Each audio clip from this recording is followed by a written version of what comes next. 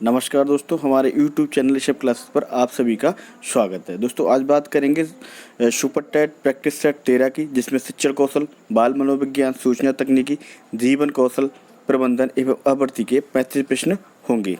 आइए दोस्तों बढ़ते हैं प्रश्नों की ओर। और प्रश्नों को दोस्तों बढ़ने से पहले हमारे चैनल को प्लीज़ सब्सक्राइब जरूर कर लीजिएगा, जिससे आपको लेटेस्ट वीडियो जो है प्राप्त हो सके। आइए देखते हैं पहला प्रश्न। संप्रेषण का क्या कार्य होता है? अनुभूति करना, कर्मेंद्रियों को क्रियाशील करना, ज्ञानेंद्रियों को क्रियाशील करना या उपयुक्त सभी। तो दोस्तों संप्रेषण का जो कार्य है वो उपयुक्त सभी हो जाएगा, क्योंकि संप्रेषण जो है अनुभूति करना भी है और ज्ञानेंद्रियों को क्रियाशील करना है और ज्ञानेंद्रियों को भी क्रियाशील करना है, इसलिए उपयुक्त सभी ऑप्शन हो जाएगा। डी ऑप्शन इसका राइट हो जाएगा। अगला देखते हैं।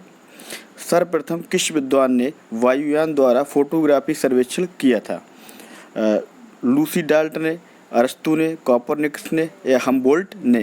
तो दोस्तों सबसे पहले जो विद्वान था लूसी डाल्टन ने जो है फोटोग्राफी सर्वेक्षण वायुयान के द्वारा किया था, इसलिए इसका जो राइट ऑप्शन है वो ए ऑप्शन राइट हो जाएगा। अगला देखते हैं। दक्षता आधारित शिक्षण के तत्व कौन से हैं? नियम, प्रयोग, अभ्यास या ये सभी? तो दोस्तों दक्षता आधारित शिक्षण की अगर बात करें तो नियम भी है और प्रयोग भी है, अभ्यास भी है, तो ये सभी हो जाएंगे। जिसका राइट ऑप्शन है वो डी ऑप्शन हो जाएंगे। इनकी जो दक्षता आधारित शिक्षण की जो तत्व होते हैं वो नियम, प्रयोग, अभ्यास ये सभी हैं, तो डी ऑप्शन राइट हो जाएगा। अगला देखते हैं। कौन सा मानचित्र स्थलाकृति के अध्ययन में अधिक उपयोगी होता है? अगर मानचित्र स्थलाकृति की बात करें तो 1:50,000, 1:1,00,000, 1:15,000, 1:1,00,000। तो दोस्तों अगर बात करें तो 1,00,000 जो है 1:50,000 जो होता है मानचित्र स्थलाकृति के अध्ययन के लिए सबसे उपयोगी होता है, तो इसका जो ए ऑप्शन है वो राइट हो जाएगा। अगला देखते हैं। शिक्षक संप्रेषण संचार को प्रभावी बनाने के लिए निम्न में से कौन सहायता प्रदान करता है? शिक्षण विधि या टीवी या प्रोजेक्टर या ये सभी? दोस्तों शिक्षण संप्रेषण जो है प्रभावी बनाने के लिए सबसे बेस्ट जो सहायता प्रदान करता है वो प्रोजेक्टर होता है, तो सी ऑप्शन इसका जो है वो राइट हो जाएगा। और दोस्तों शिक्षक भर्ती में इसी तरह के क्वेश्चन पूछेंगे। अगर आप हमारे जितने भी मॉडल पेपर सॉल्व करा रहे हैं आप इन्हीं का अध्ययन कर लेंगे दोस्तों, तो काफ़ी कुछ आपको राहत मिल जाएगी। अगला देखते हैं। शिक्षण कौशल संबंधित शिक्षण क्रियाओं या उन व्यवहारों के संपादन से हैं जो छात्रों को सीखने हेतु सुगमता प्रदान करने के इरादे से किए जाते हैं। यह कथन किसका है? N.L. गेज का, B.K. पासी का, R.N. बुश का या D. एरन का? तो दोस्तों ये कथन जो है वो B.K. पासी का है, तो इसका जो बी ऑप्शन है वो राइट हो जाएगा, B.K. पासी। अगला देखते हैं। अपने छात्रों से गहरा तालमेल बनाने हेतु आपको संप्रेषण में कुशल होना चाहिए, उनका मार्गदर्शन करना चाहिए या छात्रों के साथ खुलेपन का व्यवहार करना चाहिए या उपयुक्त सभी? तो दोस्तों छात्रों के गहरा तालमेल बनाने के लिए जो है संप्रेषण में भी कुशल होना चाहिए, उनका मार्गदर्शन भी करना चाहिए और छात्रों के साथ खुलेपन का व्यवहार भी करना चाहिए, इसलिए इसका डी ऑप्शन जो है वो राइट हो जाएगा, उपयुक्त सभी। अगला देखते हैं। सार्थक संप्रेषण द्वारा क्या संभव है? विद्यालय की प्रगति, छात्र के व्यक्तित्व का विकास, छात्र कल्याण या प्राचार्य की भलाई? तो दोस्तों सार्थक संप्रेषण द्वारा जो है छात्र के व्यक्तिगत का जो है विकास संभव है, तो इसका जो बी ऑप्शन है वो राइट हो जाएगा। अगला देखते हैं। विशेष से सामान्य की ओर किस विधि पर आधारित है? विशेष से जो सामान्य की ओर है वो किस विधि पर आधारित है? दोस्तों इंपॉर्टेंट क्वेश्चन याद रखिएगा। विश्लेषणात्मक विधि या आगमनात्मक विधि, आगमनात्मक विधि या तार्किक संगत विधि या इनमें से कोई नहीं? तो दोस्तों जो विशेष से सामान्य की ओर अगर बात करें वो तार्किक संगत विधि के आधारित है, इसका जो सी ऑप्शन है वो राइट हो जाएगा। अगला देखते हैं। विचार संप्रेषण को रोचक बनाने के लिए एक महत्वपूर्ण साधन क्या है? अच्छी भाषा, द्रव्य स्तर साधन, जोर जोर से बोलना या उपयुक्त सभी? तो दोस्तों विचार संप्रेषण को जो रोचक बनाने के लिए जो है दृश्य श्रव्य साधन उपयुक्त होना चाहिए, तो इसका जो बी ऑप्शन है वो राइट हो जाएगा। अब दोस्तों बात करेंगे बाल मनोविज्ञान के प्रैक्टिस सेट की, जो कि 10 प्रश्न होते हैं इसमें। आइए देखते हैं पहला प्रश्न। विकास की किस अवस्था में बुद्धि का अधिकतम विकास होता है? Very very important. बाल्यावस्था, शैशवावस्था, किशोरावस्था या प्रौढ़ावस्था? दोस्तों विकास की जो अवस्था है किशोरावस्था है, तो उस अवस्था में सबसे ज़्यादा जो बुद्धि का विकास होता है, इसलिए सी ऑप्शन जो है उसका राइट हो जाएगा। अगला देखते हैं। शिशु का अधिकांश व्यवहार आधारित होता है मूल प्रवृत्ति पर, नैतिकता पर, वास्तविकता पर या ध्यान पर? तो दोस्तों शिशु का जो अधिकांश व्यवहार जो है मूल प्रवृत्ति पर आधारित होता है। तो इसका जो राइट ऑप्शन है वो ए ऑप्शन राइट हो जाएगा, मूल प्रवृत्ति पर।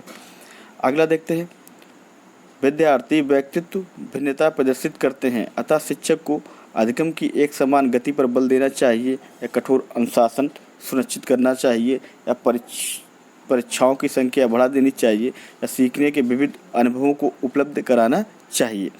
तो दोस्तों विद्यार्थियों व्यक्तित्व भिन्नता अगर प्रदर्शित करते हैं तो शिक्षक को क्या करना चाहिए, सीखने के विविध अनुभवों को उपलब्ध कराना चाहिए। इसका जो राइट ऑप्शन है वो डी ऑप्शन राइट हो जाएगा। अगला देखते हैं, प्रायः विद्यार्थियों की त्रुटियां की ओर संकेत करती हैं, वे कैसे सीखते हैं, विद्यार्थियों का सामाजिक आर्थिक स्तर, यांत्रिक अभ्यास की आवश्यकता या सीखने की अनुपस्थिति। तो दोस्तों विद्यार्थियों की जो त्रुटियां हैं वे कैसे सीखते हैं, वे इन पर निर्भर करती हैं, इनके संकेत करती हैं। इसका जो ए ऑप्शन है वो राइट हो जाएगा। अगला देखते हैं, वाणी दोष नहीं है, ध्वनि परिवर्तन और स्पष्ट उदाहरण या धीमी या तेज गति से बोलना, हकलाना और तुतलाना, तीव्र स्पष्ट वाणी। तो दोस्तों जो वाणी दोष नहीं है वो धीमी या तेज गति से बोलना नहीं होगा।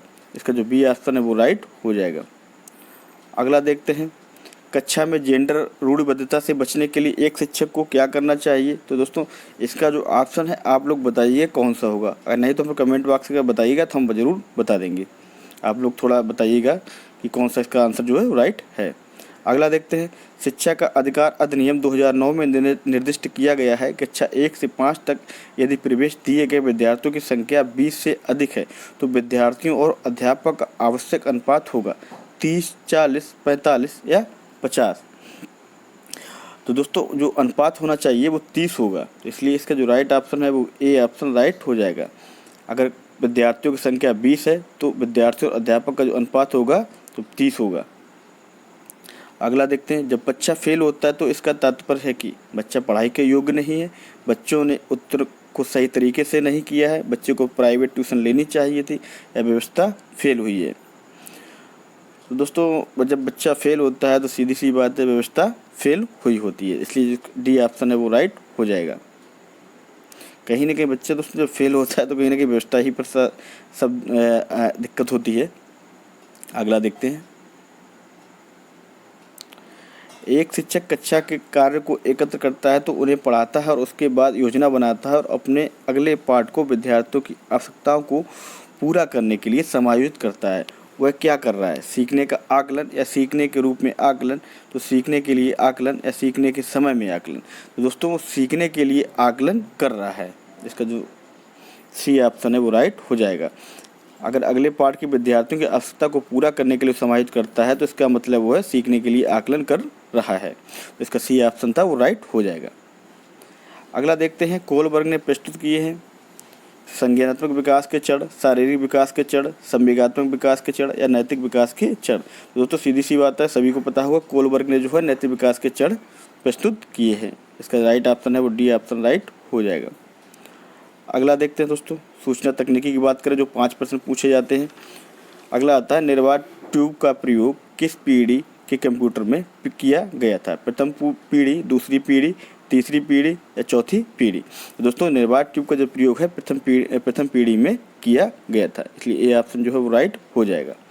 अगला आता है, 1 किलोबाइट किसके बराबर होती है, 1024 बाइट, 1024 मेगाबाइट, 100 बिट्स या इनमें से कोई नहीं। तो दोस्तों याद रखना 1 किलोबाइट जो है 1024 बाइट के बराबर होती है, इसका ए ऑप्शन जो है वो राइट हो जाएगा।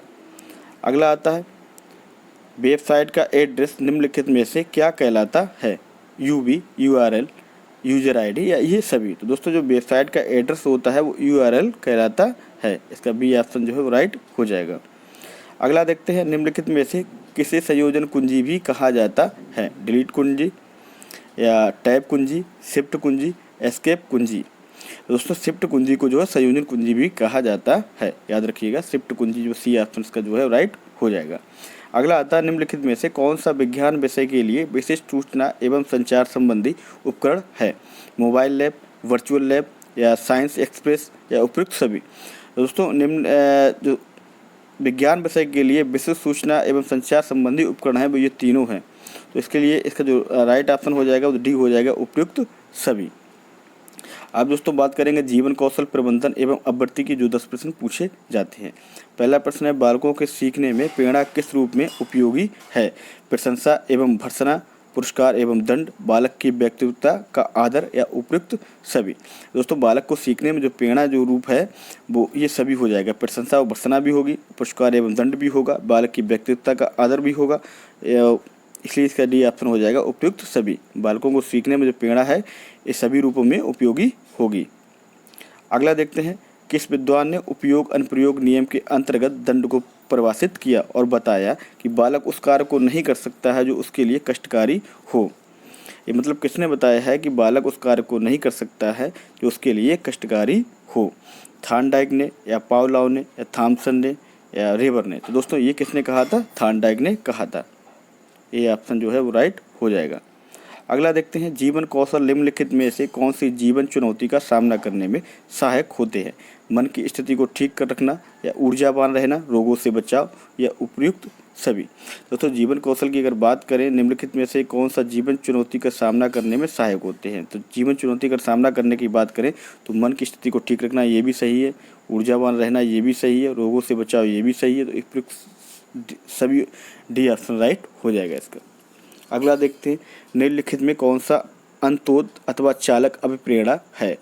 भूख है, भोजन है, दैनिक कार्य या खोज है? दोस्तों चालक जो अभिप्रेरणा है वो भूख है यहाँ पर, तो इसका जो राइट ऑप्शन हो ए ऑप्शन राइट हो जाएगा। अगला देखते हैं, अगला आता है दोस्तों, संविधान के अंतर्गत मूल अधिकारों का संरक्षक एवं भारत के संविधान का अभिभावक कौन है? संसद, राष्ट्रपति, सर्वोच्च न्यायालय या प्रधानमंत्री? ये दोस्तों सभी को पता होगा किसके अंतर्गत आते हैं? सर्वोच्च न्यायालय के। इसका सी ऑप्शन जो है वो राइट हो जाएगा। अगला देखते हैं, अभिक्षमता परीक्षणों की उनकी प्रकृति के आधार पर कितने प्रकार के परीक्षण बताए गए? दोस्तों ऐसा क्वेश्चन पीछे भी एक बार बता चुके हैं, वो 3 प्रकार के परीक्षण बताए गए। किसके? अभिक्षमता परीक्षणों की प्रकृति के आधार पर जो है 3 परीक्षण बताए गए हैं, याद रखिएगा। अगला आता है, किस फ्रांसीसी शिक्षाविद ने कहा था कि शिक्षा व्यक्तित्व अनुभव पर आधारित होनी चाहिए? वेरी वेरी इंपॉर्टेंट है। मॉन्टेस्क्यू या इल या मिल्टन या लूथर?